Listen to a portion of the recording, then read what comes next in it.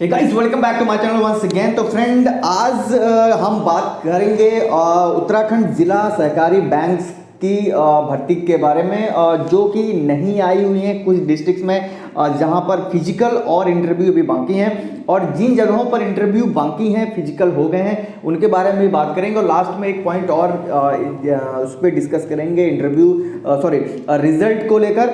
लेकिन फिलहाल जो सबसे ज़्यादा मुझे कमेंट आ रहे थे वो ये आ रहे थे कि जो है जिला सहकारी बैंक कोटद्वार, जी हाँ फ्रेंड, इसके बारे में आ रहे थे कि यहाँ पर जो है कि भर्ती क्यों नहीं आ रही। यहाँ पर आपने देखा होगा फिजिकल भी नहीं हुए हैं, यहाँ पर इंटरव्यू भी नहीं हुए हैं, तो इसके बारे में अक्सर कमेंट आ रहे थे। आप देख सकते हैं हमारे हर एक वीडियोज़ में ये कमेंट आ रहे हैं। तो मैं आपको यहाँ पे बता दूँ, सबसे पहले इनकी जो ऑफिशियल वेबसाइट है उस पर हम जाते हैं। एकदम सबसे नीचे स्क्रॉल डाउन करके आएंगे तो फ्रेंड्स यहाँ पे आप देख सकते हैं इनकी जो सेक्शन है रिक्रूटमेंट वाले सेक्शन पे। तो यहाँ हम रिक्रूटमेंट वाले सेक्शन पे जाते हैं तो यहाँ पे आप देख सकते हैं कि जो कैरियर का ऑप्शन है यहाँ पर आप देख सकते हैं कि ये जो विज्ञप्ति आई हुई है 2020-21 की, ये वही विज्ञप्ति है जो आपने देखी होगी। इसको एक बार हम डाउनलोड करके देख लेते हैं। तो यहाँ पर आप देखना, ये बिल्कुल सेम वही विज्ञप्ति होगी जो आपने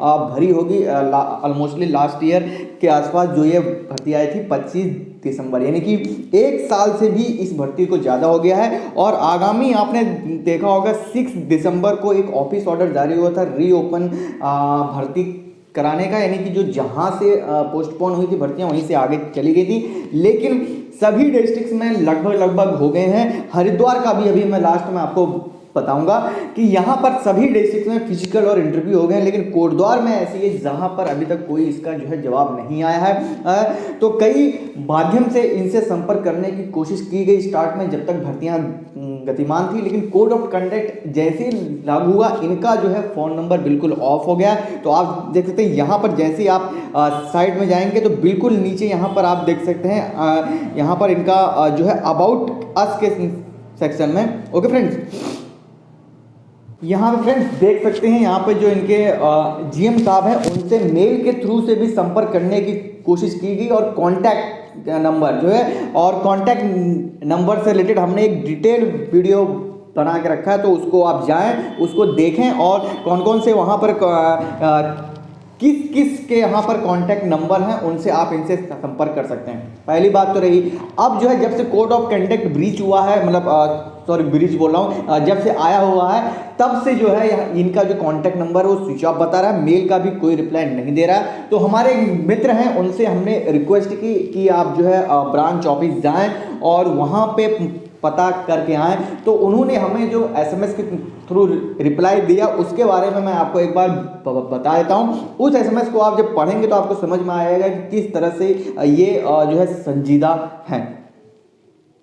फ्रेंड्स, ये एसएमएस देख सकते हैं, थोड़ा मैंने इसको स्क्रीनशॉट काट दिया बिकॉज इट्स कॉन्फिडेंशियल। तो आप जो उन्होंने मुझको रिप्लाई किया एसएमएस के थ्रू वो मैं आपको बता रहा हूँ। उन्होंने ये लिखा है कि मैंने पता करा था भैया कोटद्वार बैंक में, मतलब ये फिजिकली गए क्योंकि कांटेक्ट नंबर जो है हम भी कोशिश कर रहे थे क्योंकि जानने के लिए कि क्या हो सकता है कि ऑब्वियसली कुछ ऐसा तो नहीं कि जो है कोड ऑफ कंडक्ट की वजह से भर्ती को थोड़ा सा डिले कर दिया गया है। तो इन्होंने वो बताया कि मैंने पता करा था भैया कोटद्वार बैंक में, तो वो बोलते हैं कि हमारे पास अभी कोई इन्फॉर्मेशन नहीं है, अब तो आचार संहिता लग गई है, तो क्या पता उसके बाद ही हो, उन्होंने ऐसा बोला। तो फ्रेंड देख सकते हैं कि किस तरह से यहाँ पर ये चीज़ें चल रही हैं कि और तो चलो ठीक है, मुझे उसका वो नहीं है, लेकिन जो यहाँ पर इन्होंने लाइन बोली कि हमारे पास इससे रिलेटेड कोई इन्फॉर्मेशन नहीं है, अगर आपको इससे ज़्यादा इन्फॉर्मेशन चाहिए तो हमारे जो चेयरमैन है या ये सब है उनसे जाकर इन्फॉर्मेशन कर सकते हैं। हमने उनसे रिक्वेस्ट भी की कि आप उनका कॉन्टैक्ट नंबर हमें दे दें, बट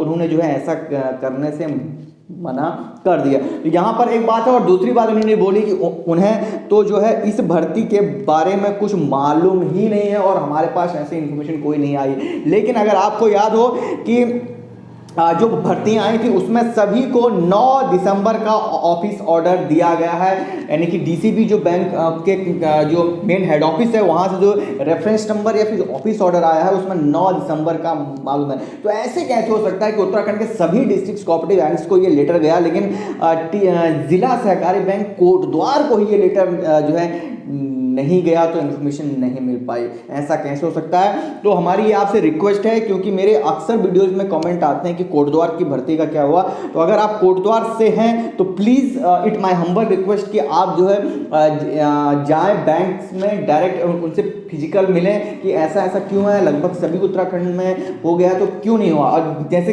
कि मैंने यहाँ पर आपको बताया वो ये भी कह रहे हैं आप तो कोड ऑफ कंडक्ट लग गया है, तो हो भी सकती है नहीं भी हो सकती है, तो वो किसी तरह से साफ नहीं बता रहे हैं कि भर्ती होगी या नहीं होगी। ऐसे ही रिलेटेड है दूसरा जो चमोली और नैनीताल के इंटरव्यू का है, तो मैं आपको बता दूं शुक्रवार और सैटरडे को 2 बार हमने उनसे कांटेक्ट करने की कोशिश की, जो वहाँ पर नंबर थे तो उनसे हमने अलग अलग 4 वहाँ पे आप देख सकते हैं कांटेक्ट नंबर थे, तो हमने उनसे बात करने की कोशिश की, तो हर एक बंदे ने हमको अलग अलग तरह की इंफॉर्मेशन दी।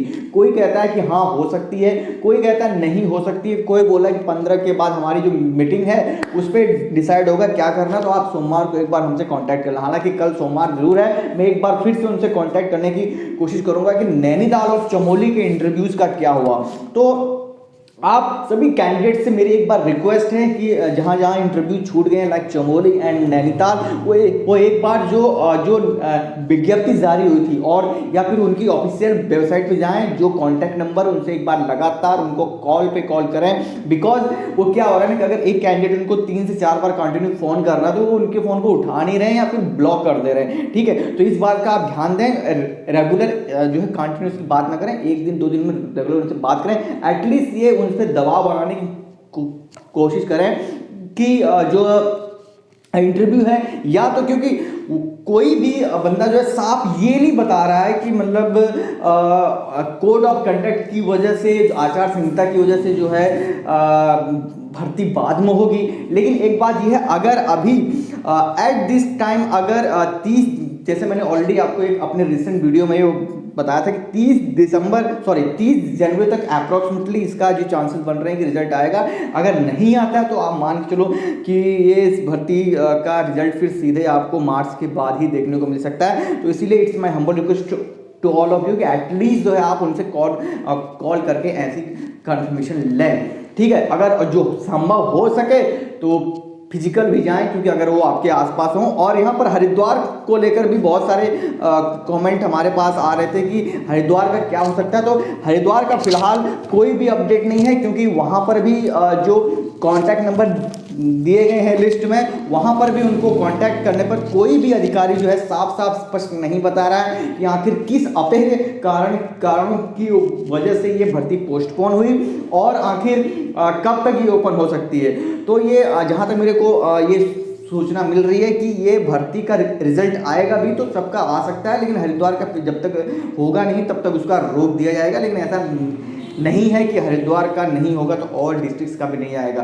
तो फिलहाल इस वीडियो में इतना ही, क्योंकि कोटद्वार से रिलेटेड काफ़ी कमेंट आ रहे थे, तो मैंने भी सोचा कि एक बार कोटद्वार से संपर्क कर लिया जाए। तो ये रिस्पांस आया है, तो उम्मीद करता हूँ कि आप भी अपनी ओर से कोशिश करेंगे, क्योंकि कोटद्वार वाले या फिर एक जगह और जहाँ अटकी हुई है वहाँ पर भी जो है अगर आप संभव हो सके तो फिजिकली जाएं, क्योंकि जब तक उन पर प्रेशर नहीं बनेगा तब तक जो है ये चीज़ संभव नहीं होने। और बाकी मेरे पास कोई भी इंफॉर्मेशन आएगी तो मैं आप तक पहुंचाने की पूरी कोशिश करूंगा। Thank you for watching me.